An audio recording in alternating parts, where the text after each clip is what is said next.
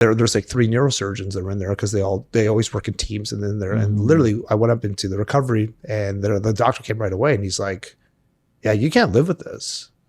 I'm like, what? He goes, we've all 3 of us agreed. He goes, this is, because you're lucky. Basically, you're lucky you caught this when it caught before it became an issue. And I'm like, I still didn't really know what it was. I said, okay, what's the next steps? So next step was,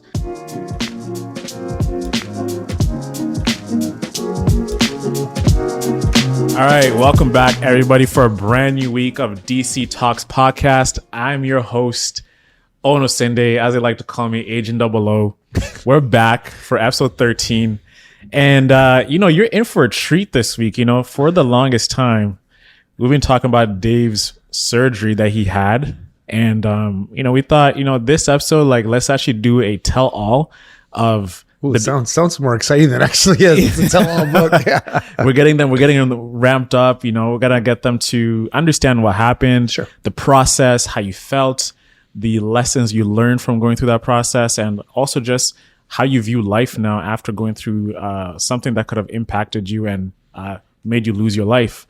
So let's take it back to the beginning, DC. Sorry, that just sounded funny. Make you lose your life. I'm sorry. Yeah. Hey, that's not funny, bro. No, I just never heard it said like that. I heard unalived before, or make you lose your life. That's interesting. Make you lose your life. Yeah, so yeah. You had, a lot of people know you had surgery. It's something that was pretty I thought big. more people knew about Yeah. it. I did do a post about a month after my surgery, which was, we had the surgery, and we can talk about August 31st. And I didn't really go out right away and talk about it because I was a little angry, and I'll kind of talk a little bit about that. But the reason why we're doing this is we posted something a couple weeks ago about we had a snippet of one of our podcasts about the surgery and stuff, and I was talking with Sam Hewitt. It's like, hey, what did they do for me? It's like, hey, you paid for my surgery. Yeah, it was something along those lines, right? And that was a true life story, really. Like with the Remax, he's like, yeah, what did they do for you? I'm like, well, they saved my life. And then I had some messages, and people asking like, what? Like, what are you talking about, brain surgery? I'm like, I thought most people that follow along would have known about that. And so I had brain surgery. Yeah. The thing is, when you post something on social media, you think everyone's stopping and watching and seeing everything that. You mean they don't watch everything I do? What's wrong with you? They must, but it's a short-term memory. It's very fleeting. But let's take it back to the beginning. The first time you experienced this music in your ear. It was a whooshing sound first. It was a whooshing sound. Yeah. 4 or 5 years ago, I think the first time I started to hear something, I went to the bathroom middle of the night. Everything's quiet at that. So it's like acoustics are perfect for something like this. So I guess you're in tune, I guess. And just, went to the bathroom, and I was sitting there, and I was like, I think it was like 2:00 in the morning or something like that. And I kept hearing, which I thought was the vent. And what I was hearing was this whoom, whoom, whoom. And I was like, it's like a laundry machine kind of thing. Kind of. And I thought at the time it was the vent, because I was sitting beside the toilet, and the vent was right there. And I'm like, oh, that's a really weird noise for the vent. Then I went to bed, and it happened again the next night. And this time when I went to bed, I paid more attention to it. And I'm like, no, it's not the vent, because now in my bed, I'm still hearing the same noise at the same level. And I'm like, so I talked to Natalie about it, and I said, well, what do you think this is? And we're like, oh, let's go see the doctor. So I went to the doctor, and she's just checking me out. Just my regular doctor. And she's like, again, just doesn't think it's anything. And how many times did you hear it until you decided to take action? A couple weeks. Yeah. So you thought it was just going to go away by itself. And the music started playing later on, by the way. So that was another symptom later on. So at the beginning, that's all I was hearing. Right before the surgery, I would put my head down, and I literally would hear music playing. And it sounded like, not music like you would think, right? It's like music like, when a band starts, before they do a performance, they're just jamming out. Yeah. And I would put my head down, I hear this jamming out music, and I'm like, pop my head up, and it would go away. And I'm like, do you guys not hear that? It has like some rhythm to it. Yeah. It was fucked up. It was like, what the hell was going on there? Yeah. I put my head back down. It was like jamming. I'm like, oh, this must be what was going. This is when this was already diagnosed. So the music part happened later. But yeah, so we went to the doctor, and then she was like, yeah, it's just nothing. The people hear stuff like this all the time. We'll set you up with a hearing clinic and go from there. I'm like, okay. So she just kind of dismissed it was nothing. I had my hearing test. Of course, the hearing test came back. The doctor said, like, no, there's nothing there. You're fine. Maybe just monitor it. So this, the first doctor said nothing. The second doctor said nothing. And then I kind of like, and then pandemic hit and all this other stuff. Like it was a couple. No, like I guess they told me it was nothing, just to kind of monitor to come back in a year from now, and that was just before I guess the pandemic was, and then obviously the pandemic hit, and then I was kind of like I kind of heard most of it. Sometimes it come in, sometimes go away, and then the music started playing here and there, and then sometimes it wouldn't come in. It wasn't something consistent, so that's why I didn't think it was that big of an issue. I've talked to people since the surgery. They're hearing some clicking noises. I'm hearing some water in their ears, and they're hearing some other things, and it's more of a constant, so it's kind of in their face. This I had to be really quiet to think about it, and it wasn't a major concern at that point because it didn't affect my life. Like it didn't affect my gait. It didn't affect, my hearing. It didn't really, your motivation, your drive, everything was normal, right? Yeah. I thought, right? So fast forward, I don't know if my dad passed away. This is all related to it. My dad passed away on November 6, 2014. And he died of a heart issues.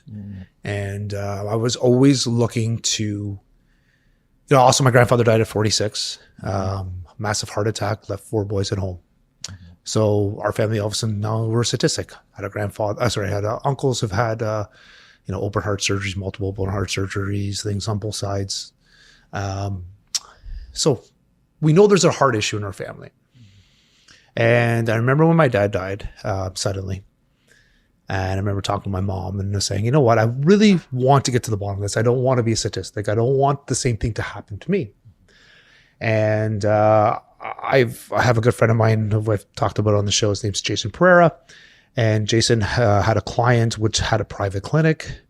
And, you've heard of MCANs. And I went to this clinic called Deerfields in Etobicoke, just by Sherway Mall. And he was going there. And I've been asking him for this number since my dad died, 8 years, And it was just never the right time to go because I wanted to get what this clinic is supposed to do. It's a preventative care. They're supposed to do a full body scan. And then once you get a baseline, they're monitoring you from then. That's all of the preventative cares. MCAN, those other ones, that's the goal. And if you go to other countries, for the high ranking officers of the company, they actually make them do that because they want to keep their head honchos alive for a long period of time. So it's a period of time. So it took me about 8 years. And then this, it wasn't getting any worse or anything like that. It wasn't the onset for me going to this clinic wasn't the brain issue. At this point, I didn't know I had a brain issue. You're just thinking, this is something regular because 2 doctors have given you, of course, it's all good. Yeah. And then we talked follow-ups and nothing about it. Yeah, it's fine. You're fine. And I remember having a conversation with the doctor too. And she was like, it's fine. Well, they didn't find anything. If it gets worse, just tell me. Okay. Well, it didn't get worse. So finally what happened was during the pandemic, I was starting to gain weight and I just didn't know what it was. I tried naturopath, I tried all this other stuff and things weren't working. And then I started worrying about my health again, right? I was worried about, okay, what does this mean for my heart? What does this mean here? And I was just really worried. So this is I think February. And are you gaining weight while still exercising on the regular? Absolutely. Yeah. I woke up. I still waking up at 6. I think a lot of it was stress. The 2021 stress also added to the weight and the COVID and the drinking and everything else too. It's like, you don't think you're drinking that much, but you're sitting at home. You find yourself drinking wine at like 2:00 in the middle of the day. Yeah. So obviously we all, a lot of us put on that COVID weight and I just couldn't, even though my lifestyle was kind of back and I wasn't shedding weight. And I was getting like this weird burning sensation kind of stuff when I was eating, like always bloated. And there was just something wasn't adding up. So I knew there's something physically wrong with me. And I know I need to make a change. So I finally called up Jason and said, hey, can you do an introduction to this Deerfields clinic? I really want to start on this. I'm like, I can't wait anymore. I think it was like over 250 pounds at that point. I was like, and I had dropped weight. I think I ended up having COVID. So I dropped like 6 or 7 pounds, but I wasn't drinking alcohol and I was still not losing weight. And I'm like, there's something else going on. And again, I don't know if this was related to the brain but everything just kind of came together. So set up the appointment and during the evaluation, they do everything, right? So you're there for like 6-7 hours. You're doing like a VO2 max. You're taking blood. They're taking like all your vitals, your fat content. They're going with ultrasound to look into your organs, checking your prostates, everything. But we had right before we're doing some of the in between some of the tests, the doctor, my doctor there, Dr. Knipping, does a physical with you, right? So we already had a lifestyle coach, doctor, talk about kind of lifestyles, and he kind of does a debrief. He does a quick physical. And he's like, so I remember at the end of the physical, he looked at me and he's like, so is there anything else that you're kind of concerned about? He goes, I know because I see over here your basic things were, you want to be able to check with your heart, make sure your heart is good, because that was number one for me on the list. Number two is like, get rid of the stubborn weight that wasn't dropping. And he goes, number three is to manage stress, because, our families didn't manage stress that well. And I think that also led to my father's early death. So I said, yeah, doc, I'm like a couple of years ago, about 3-4 years ago at this point, I'm like, I heard this whooshing sound in my ear, and he just stops and he looks at me and he's like, okay, what did your doctor do? And I said, well, she sent me to an ears, nose, and throat doctor. He's like, okay, and what did they do? Did a test and said everything's fine. And he said, so did they do a CT scan on you? I said, CT scan? Why would I need a CT scan? So if the CT scan, they inject you with dye and they see like your organs, and it's kind of like an X-ray before your soft tissues, I believe it is. Yeah. So I said, no. He goes, I'll be honest with you. What you're explaining to me right now sounds like a precursor to an aneurysm. I said, what? like one doctor, all these doctors tell me it's nothing for years, and then you're telling me this could be an aneurysm. And at this point, we've already had a couple of friends of mine pass away from certain things, some ailments. One of them passed away from a brain issue like this. So of course you're on high alert. And I'm like, he goes, would you do a CT scan? I said, absolutely. Like why? I'm already here. I'm already here. Yeah. He goes, okay, we don't do it here, but would you set up to a clinic? I said, absolutely. Yeah.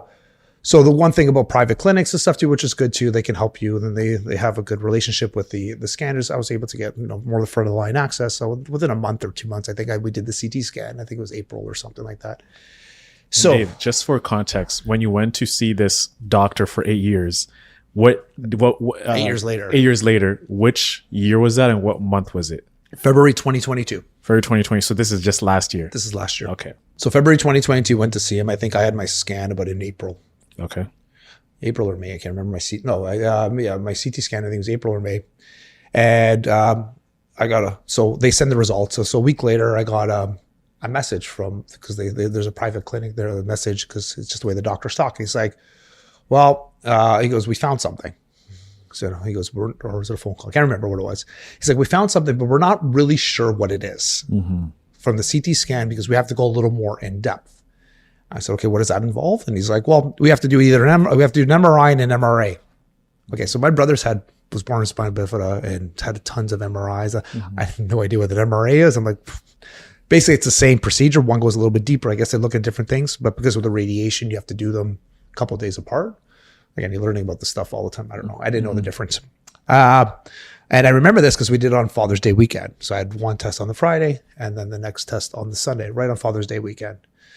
So, and then that was the scan. They did the MRIs, you ever done an MRI on your head? Scary as hell, man. Like, even if you're not claustrophobic, man, oh my God. They put this cage on your head and they put you into this machine where you have this camera like so close to your face. You kind of freak out a little bit. And I'm like, it took me about 20 minutes to calm down the first time I did it, because you don't know what to expect, right? They pretty much put a cage on, they make you sit still and they put you into this dome. And it's like, so I have a little bit of claustrophobia, and this just kind of like was setting me off the rails. I was buzzing, like, get me out of here. And so I had to calm down, go to a bigger machine. And then the second day was very similar, but you're already used to it, but it's still bad. I do not recommend you just MRIs. Got an intro to it. And like before, when they call you to tell you, hey, there's something there, what's your thought process like? What are you thinking this could be? Because the way they're framing it, it's like, hey, there's something here, man. Like, you got to come check this out. Yeah. What are your feelings around that time? So if you know me, I'm a pretty positive thinker, I think. And then like we're the way that we are. And I'm like, I said to Natalie too, we were talking, I'm like, I'm not going to worry about stuff until there's something to worry about. Yeah. I said, well, it could be nothing, because that's what the doctor said. But we're not sure. We found something, but it could also be nothing. Because also during the scans, for example, they found a node on my neck and it's literally nothing hasn't changed. And then we just keep doing follow-ups. It could be one of those situations. So I do not prescribe to you worrying about something there's nothing to worry about. It's wasted energy and wasted time. Right? Like, why worry if it's going to rain tomorrow? Like, you have no control over it. You have no control over it. You have no control over it. So what's the point? So I tackled it like I do everything. Is pretty matter-of-factly. I said, let's figure out, okay, let's go to the next step. Let's find out what it is. once if it's something, we'll deal with it at that point. That's how we did. And most people didn't even know I was doing the MRIs or anything like that, you know. So we did the MRIs and the MRI and the MRA. About a week later, that's when the results came back. So Dr. Knipping messaged me and he's like, okay, so we found out what it is. This is April. This is no, because we did in June. So this is June. Okay. So, Yeah. okay. This is in June. So in June, I got the message because remember after Father's Day weekend, the next week after Father's Day, sometime in June. Yeah. So he's like, okay, we have something. You have something which we call an AVM. Now Natalie always corrects me. I think it's abnormal venous malformation or something like that, or I don't Google it. Yeah, I looked it up yesterday. It's such a long term. It's a long term. It's like, yeah, it could be like a cluster of cells that haven't gone. There's a number of things. And again, we're kind of researching. He goes, well, the good news is that it's 100% treatable. We've treated these in the past, depending on where it's at. I said, okay, so how do we treat this? He's like, well, you have to set up with a neurosurgeon, and then we'll go from there. Okay, so we tried going to their neurosurgeons. I was getting bumped a couple of places. And this is where Royal LePage Signature comes in.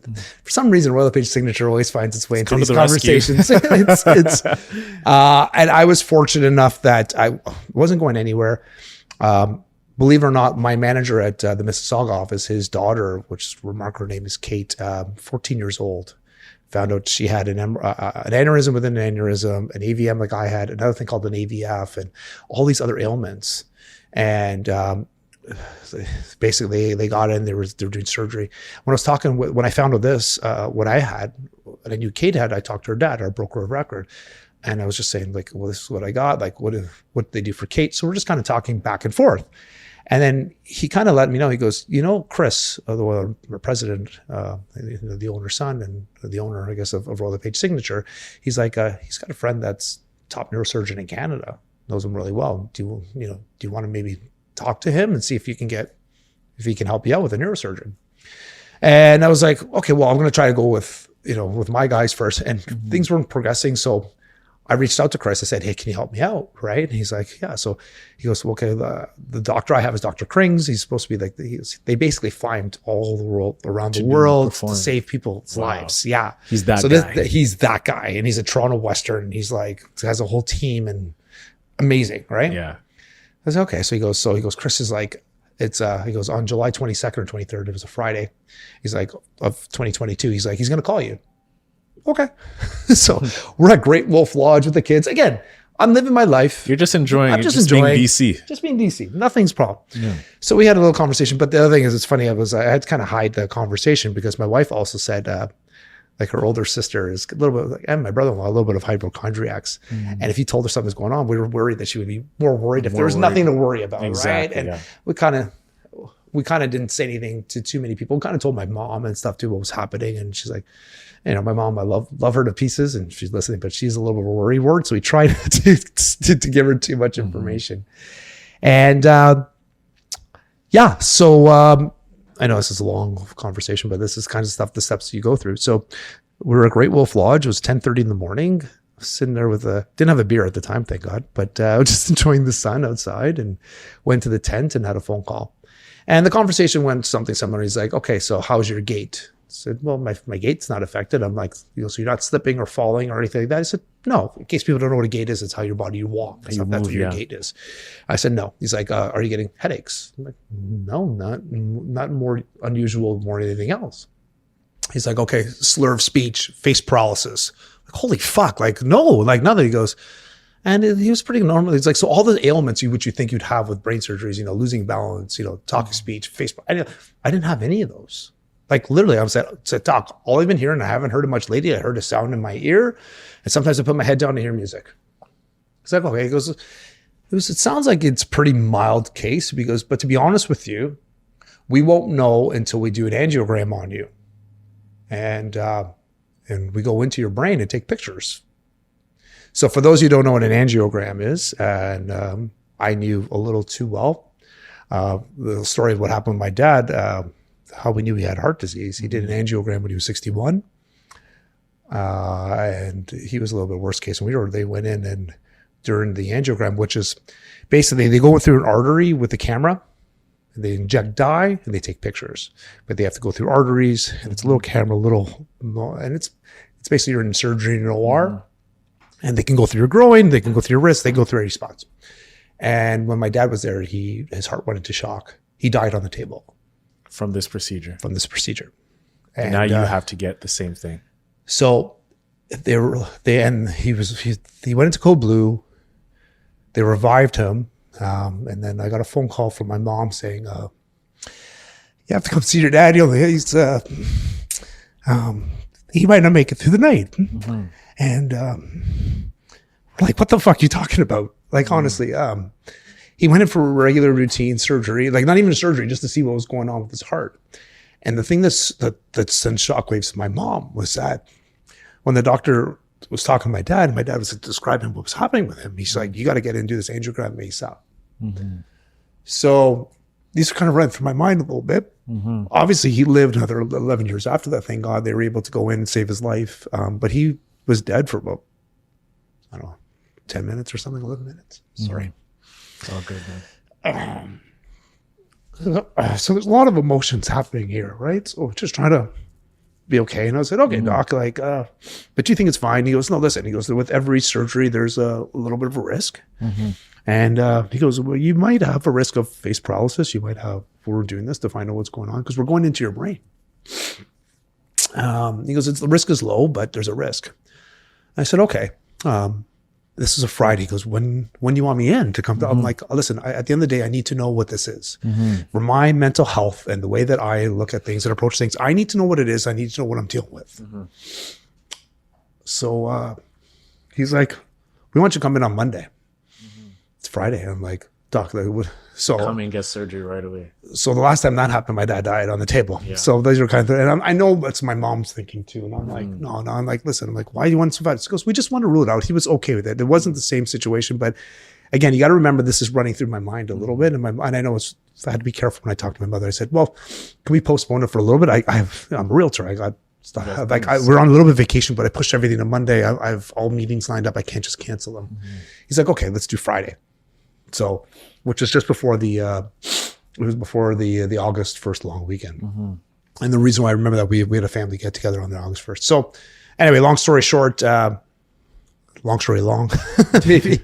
I went in on the Friday, didn't realize the whole procedure was going in that. Like they bring it to the OR and they end up going through my growing. And so they shoot up there and you have to sit still. And it's really weird when they go into your head. When the angiogram is going, you can feel they give you local anesthetic, and they went through here, and you can feel it kind of creeping up. And you got to remember the artery in your groin is probably the biggest. That's why they like using it.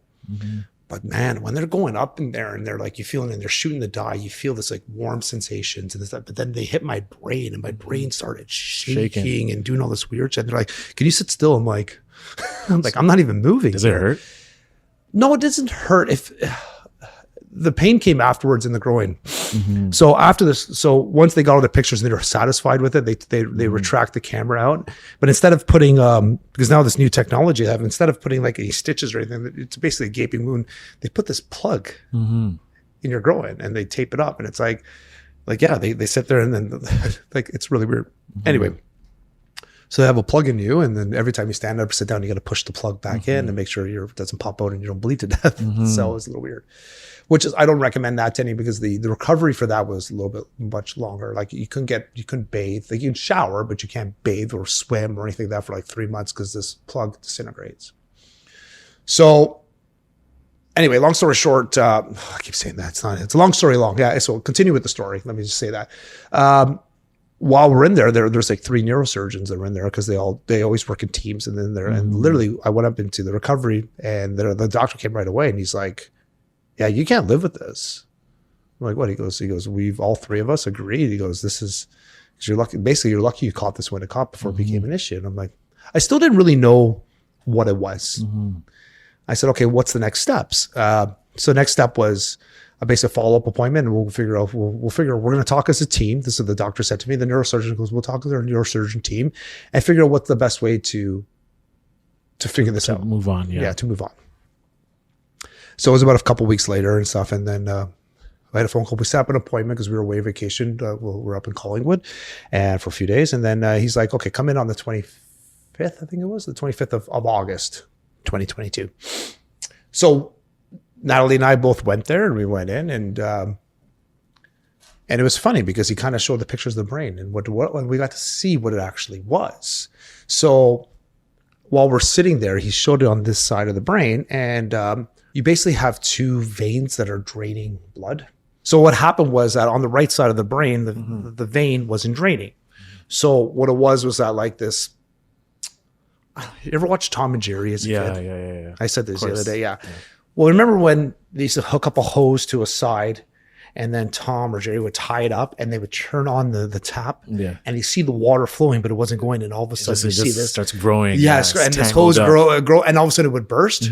Well, that was happening in my head. That's basically the easiest way I could describe it, because I saw this little node, and it's slowly like getting bigger week by week. Exactly. So they saw this, and he's like, so I said, okay, doc. So he goes, so he tells me this is what's happening. And he's like, well, the good thing is your body's very smart. He goes, that's why some people can live with one kidney you don't need both of them. If one's not working, the other side compensates. It's very normal in your body. He goes, so we need to immobilize this and get your brain functioning normal. Okay. And I said, well, what are our options? He said, well, the first option we can do is nothing, and we just monitor it. He said, I was 44 at the time. He's like, you're young enough. He goes, he goes, so, this, it's not really an option for you. And he goes, because we have to wait for an episode for something to happen. I said, what's an episode? Well, you get face paralysis, you start getting seizures, you get a stroke, you could die. Because again, it's a precursor to an aneurysm was what it is. This is what an aneurysm, this turns into, if it bursts, you can bleed to death. Yeah. He goes, at your age, this is not an option for you. I said, okay, what's the other option? He goes, and I didn't know this at the time. He goes, well, the other option is we go in do another angiogram. This time it's a little bit bigger. We put you under. It's a little bit different procedure. And what we'll do is we have these platinum coils, and we go through one of your veins. We put the platinum coils, and then the other vein will go and we glue them together to immobilize the AVM. I said, okay. So I'm like thinking, okay, I didn't realize at the time those coils stay in your head, by the way.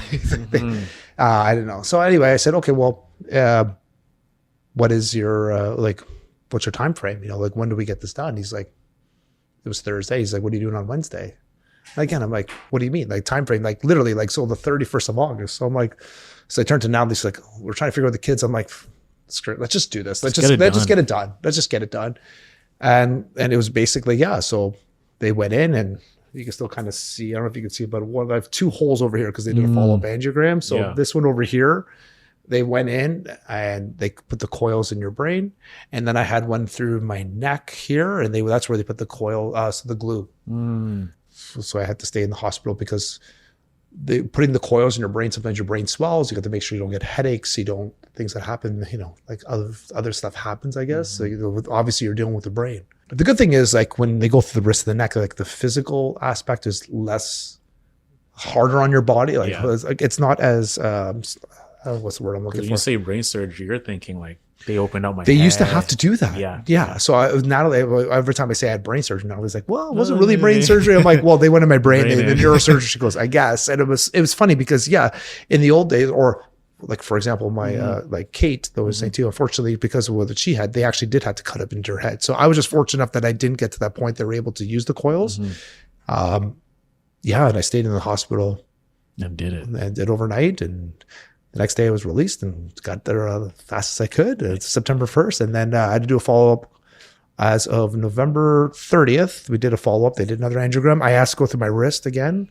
Because it's much better recovery. And basically I was textbook for what they would expect. They canceled my MRI for the follow-up. They were so happy with the procedure. Man, Dave, it's a blessing having you here, man. Because sorry, it's a little bit emotional there. No, man. We need to keep it tell it how it is. I have a couple of things to unpack here. First thing is, how did your perception of medical doctors' prognosis change after hearing it's okay to actually going through this procedure and actually seeing this could have ended your life? unfortunately, you realize the medical practice here sometimes is. I feel bad for the doctors because they're overworked. We don't get a lot of time frame to figure out when there is ailments. Plus, sometimes people abuse the system. But in this kind of case, I was not happy with my doctor whatsoever. Like her bedside manner was absolutely atrocious. Did you tell him? Yeah, I was upset. I had to do a follow up with my surgery, and she was asking me the questions. I'm like, you didn't do anything for me. Like, you literally. I'm like, and she was upset that I went to a private clinic. I'm like, the private clinic saved my life. Yeah. Like you didn't spend 5 minutes with me. And then she tried to pass it on. Well, it's my colleague that kind of assessed you. And I'm like, you didn't follow up with me. You didn't ask me any of this stuff too. When I was asking you other things about what was happening with the pandemic and all this other stuff too, like all you were concerned about was your own paycheck. So that really jaded me when it came to this. And then you're hearing some other practitioners talk about this, other people that have gone through these issues, and they're saying the same thing, the doctors. And I get it, they're overworked. I get it too. There are a lot of good doctors out there, so I'm not bashing the whole medical field.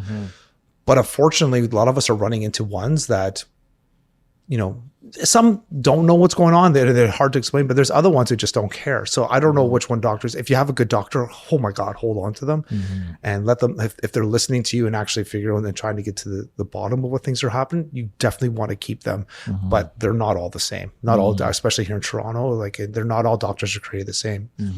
And unfortunately, I know a lot of people can't afford or think they can't afford a private clinic, but sometimes it's their only solution. And, I'm not a proponent of either way. I'm just saying, do what's right for you. And I'm glad I did that. Obviously, because my doctor just totally gave me, and we had this conversation offline, which I'm not getting into now, but there's multiple times where that you can see where her allegiance then, and she almost killed me a couple times. Yeah. Wow. How has your outlook on life changed since the surgery? Well, it was funny because I don't think it changed as much as you might think it would be. Like, I've always appreciated my family. Been positive and everything. I've always been positive. And this was just another aspect. I think it's funnier how people looked when I told them they had this. And it was just, I think my eyes got open to how people get drawn right to the negative. And I remember saying this to my mother, and she's like, why does all this negative things happen to us? And I said, Mom, like, this is a positive thing. We found something before it became an issue. I found something that could have killed me. We didn't kill me. It could have we could have waited so long, and I could have been, paralyzed, had a stroke. And like, we got something ahead of the game. Sure, I had to go through a surgery, but which was pretty invasive if you think of it. So I think it reemphasized who I am and positive. Even it was funny when I was telling Sam Hugh was here. I had said that, and I remember having a conversation. I was outside having a cigar after I found out what this was. And she was just like, are you okay? And she was overly concerned. And I came into the house. I said, Natalie, I'm like, are we not seeing this the right way? She's like, why? I'm like, I've had like 3 or 4 conversations. Everyone's so worried. I'm like, and I wasn't worried. I'm like, I was actually happy the diagnosis was there. There was a solution, and then we were able to get on top of it. And it just reemphasized the positivity of who I am. And I think that just carried through, I think. Yeah. And I think also like that attitude really helps you ease into things better, because you're like, oh, you know what? I don't have to worry because I already have a problem. There's a solution, and we're going to get it done. One thing I want to ask you is, knowing that things could have gone down south, like the Florida? A little bit, something like that. Just joking. Knowing things have gone down south, how have you prepared yourself for that possibility? Like in terms of death? Yeah. So certain things we've done before, like, try to make sure Will's on, set up. I've talked to Natalie about, hopefully she knows how things are covered for cash wise. Again, we haven't all done that, but I make sure that we're on top of the health thing. So I've continued with the clinic. We get tested and she's in the clinic too. So also eye opener for her too. My family members, since a lot of my cousins have going there. I think in order to save her rainy days, make sure that rainy day doesn't come. So I'm trying to stay on top as physically fit as much as I possibly can, mentally, and going to the clinic and making sure that all those numbers are in there, like are down packed. Because there's other things that the clinic helped me with, and to identify some of the issues we had with the heart. So with the heart doctor, now with the brain surgeon, neurosurgeons, like there's everything that something pops up, I'm not waiting. You're on top of it. I'm on top of it. I don't want it to wait till it becomes an issue. Let's figure this out right now. So I think that also has helped us say for a rainy day that hopefully it doesn't rain. Yeah. Hopefully it's sunshine. You got it. Sunshine and rainbows. That's what Rocky Just said. like in Florida. Right? Everything is sunshine and rainbows, man. Man, DC, I just got to say, thank you for sharing that with us. I mean, that was eye-opening. It was great to learn how you beat this thing, and having a positive attitude, more importantly, is something that I'm really impressed with. That I'm always positive, but just seeing what you went through and how you came out, it just shows me how perspective matters in everything that you're going through. Appreciate that, my friend. Yes, sir. Ladies and gentlemen, thank you so much for tuning in. If you have any more questions about this, anything that DC went through, please DM us. You know where to find him on social media. Again, rate, review, and subscribe to the podcast. We really appreciate all the feedback we've been getting. And, we'll see you next week for episode 14. DC is going to be talking to Haley Pickett and her mom, Carla Wilhelm, on just the real estate space, how to be a great agent, what buyers and sellers are getting. It's going to be a great show. Tune in. DC, any lasting words? Oh, you got to follow your heart, man. I'm saying if you find something is wrong, Yeah. like what comes to this podcast, we'll say if you think something's wrong, don't stop until you get to the bottom of it. That goes with everything in life. Absolutely. Thank you. Cheers. All right. Have a great day, everyone. Ciao.